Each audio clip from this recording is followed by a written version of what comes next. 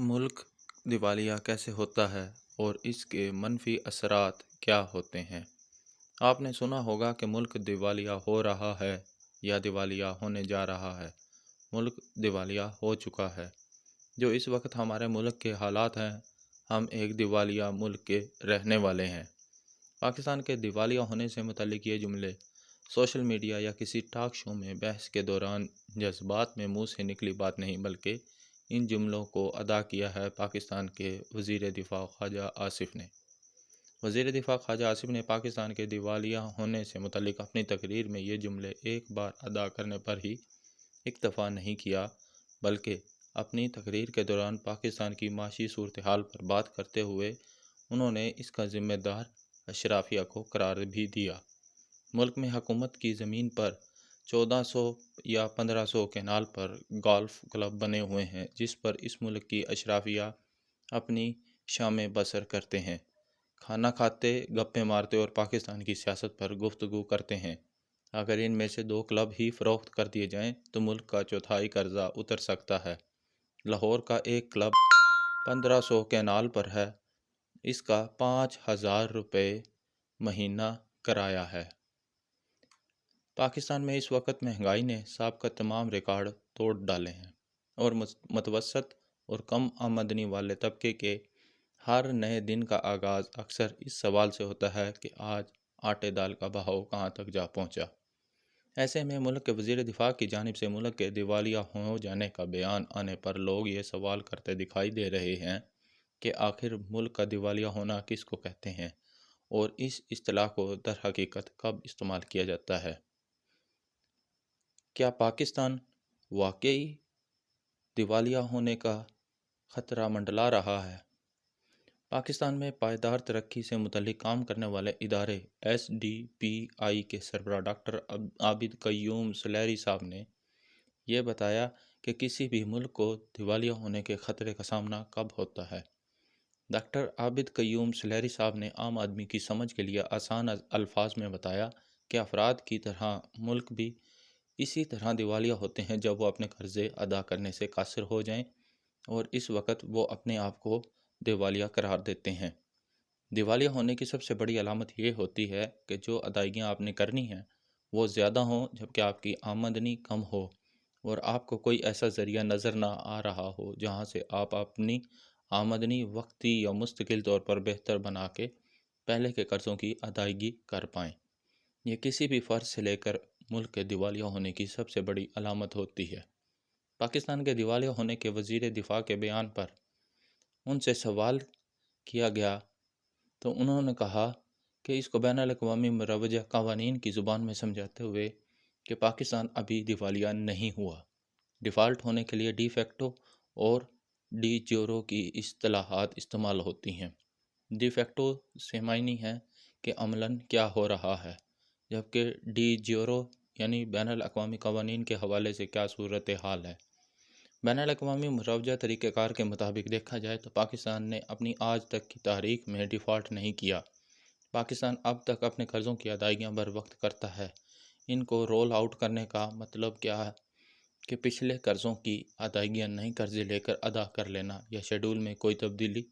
کر لینا، لیکن پاکستان نے ابھی تک ڈیفالٹ نہیں کیا اور ابھی بھی حکومت پر امید ہے کہ وہ اپنے قرضہ جات کی ادائیگیاں کر لیں گے۔ تو یہ تو ہے ہماری قانونی پوزیشن جس میں بین الاقوامی قوانین کے حساب سے پاکستان ابھی تک نادہندہ نہیں ہوا۔ ڈاکٹر صاحب نے مزید بتایا کہ اب ہمارے پاس 2 ہفتے درآمد یعنی امپورٹ کے ڈالر ہیں اور پاکستان کو 4 سالوں میں ہر سال 34 ارب ڈالرز ایکسٹرنل سپورٹ کی صورت میں درکار ہوں گے، تاکہ وہ اپنی آمدنی اور اخراجات کے توازن کو قائم رکھنے کے ساتھ ساتھ درآمدات کے بل اور اپنے قرضے کی قسط کی ادائیگی کر سکے۔ تو اس کا مطلب ہے کہ پاکستان دیوالیہ تو نہیں ہوا، لیکن اس کے سر پر ایک تلوار ضرور لٹک رہی ہے، کیونکہ اس وقت ہم کافی سارے اگر اور مگر کے ساتھ اپنی ادائیگیاں کر پاتے ہیں۔ ان کے مطابق اس وقت بھی اگر IMF کے ساتھ حالیہ مذاکرات ناکام ہو جاتے ہیں یا دوست ممالک سے امداد نہیں ملتی یا ان کے قرضوں کو آگے نہیں بڑھاتے یا اسٹیٹ بینک میں ڈپازٹ نہیں رکھواتے تو پاکستان کے لیے اگلی ادائیگیاں مشکل ہوں گی اور خدا نخواستہ ملک دیوالیہ ہو سکتا ہے۔ ملک دیوالیہ ہوتا کیسے ہے؟ کسی ملک کے دیوالیہ ہونے کے بارے میں ماہرین معیشت کا کہنا ہے کہ ایک ملک جب اپنے بیرونی قرضے کی قسطیں اور اس پر سود کی ادائیگی سے قاصر ہو تو اس ملک کو دیوالیہ قرار دے دیا جاتا ہے۔ کراچی میں انسٹیٹیوٹ آف بزنس ایڈمنسٹریشن میں معیشت کے پروفیسر سائم علی نے اس سلسلے میں بتایا کہ تکنیکی طور پر ایک ملک اس وقت دیوالیہ قرار دیا جاتا ہے جب وہ بیرونی قرضوں کو ادا کرنے کے لیے بین الاقوامی معاہدوں پر عمل درآمد کرنے میں ناکام ہو جائے۔ انہوں نے بتایا کہ اس کی ایک مثال لاطینی امریکی ملک ارجنٹائن کی ہے جو گزشتہ 10 سالوں میں 2 بار دیوالیہ ہو چکا ہے۔ پاکستان کے سابق وزیر خزانہ ڈاکٹر حفیظ پاشا نے ملک پر داخلی قرضوں کے بوجھ کو بھی دیوالیہ ہونے کی ایک وجہ قرار دیا۔ کسی ملک کے لیے داخلی قرضے بھی ایک مسئلہ ہوتے ہیں، تاہم اس کی بنیاد پر ملک کو بین الاقوامی سطح پر دیوالیہ نہیں قرار دیا جا سکتا، کیونکہ اندرونی قرضے کی ادائیگی کے لیے مقامی کرنسی چھاپ کر ان کی ادائیگی تو ہو سکتی ہے، لیکن بیرونی قرضے کی ادائیگی کے لیے عالمی کرنسی کی ضرورت ہوتی ہے، جیسے کہ اس وقت ڈالر کو عالمی کرنسی کا درجہ حاصل ہے۔ Pakistan institute of development economics کے سابق وائس چانسلر ڈاکٹر امجد راشد نے بھی بیرونی طور پر قرضوں کی قسط اور ان پر سود کی ادائیگی کی ناکامی کی صورت میں کسی ملک کے دیوالیہ قرار دیے جانے کی وجہ قرار دیا ہے۔ جب ایک ملک قرضہ حاصل کرتا ہے تو اس کی واپسی یکمشت نہیں کی جاتی، بلکہ قسطوں کی صورت میں کی جاتی ہے اور ہر قسط کے ساتھ سود بھی ادا کیا جاتا ہے۔ انہوں نے بتایا کہ ایک ملک اس قرضے کی واپسی کے لیے عالمی مالیاتی اداروں اور دوسرے ممالک کے ساتھ معاہدہ کرتا ہے کہ قرضہ اور اس پر سود کی ادائیگی ایک خاص وقت اور مدت میں کی جائے گی، تاہم جب کوئی ملک اس سلسلے میں قرضے کی قسط اور اس پر سود کی ادائیگی میں ناکام ہو جائے تو یہ ملک دیوالیہ ہو جاتا ہے۔ آخر دیوالیہ ہونے کی کیا علامات ہوتی ہیں؟ ایک ملک کے دیوالیہ ہونے سے پہلے جو علامات ظاہر ہوتی ہیں ان میں سب سے بڑی علامت کسی ملک کے پاس زر مبادلہ کے ذخائر اور ان کے مقابلے میں بیرونی قرضوں کی کتنی قسطیں اور ان پر سود کی کتنی ادائیگی ہونی ہے۔ ڈاکٹر امجد رشید صاحب نے اس سلسلے میں بتایا کہ جب ملک کے جاری کھاتوں کا خسارہ بہت زیادہ بڑھ جائے اور زر مبادلہ کے ذخائر تیزی سے کم ہوں اور اس کے مقابلے میں بیرونی قرضے کی قسطیں اور ان پر سود کی ادائیگی ایک مسئلہ بن جائے تو یہ ظاہر کرتا ہے کہ ملک دیوالیہ ہونے کی طرف بڑھ رہا ہے۔ انہوں نے کہا کہ جاری کھاتوں کا خسارہ اس لیے بڑھتا ہے کہ ملک میں درآمدات یعنی امپورٹ زیادہ ہوتی ہیں اور اس کے مقابلے میں برآمدات ایکسپورٹ اس رفتار سے نہیں بڑھ پاتی کہ درآمدات پر بیرون ملک جانے والے ڈالر برآمدات کی صورت میں واپس آئیں، اور اس کا دباؤ زر مبادلہ کے ذخائر پر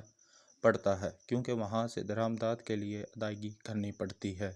اس ادائیگی کی وجہ سے بیرونی قرضے کی قسط اور اس پر سود کی واپسی مشکل ہو جاتی ہے کیونکہ بیرونی قرضے کی ادائیگی بھی ڈالر میں کرنی ہوتی ہے۔ IBA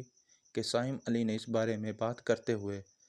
کہا ہے کہ کسی ملک کے دیوالیہ ہونے کی طرف بڑھنے کی سب سے بڑی نشانی اس ملک کے پاس زر مبادلہ کے ذخائر کی صورتحال ہوتی ہے کہ وہ کتنی تیزی سے کم ہو رہے ہیں۔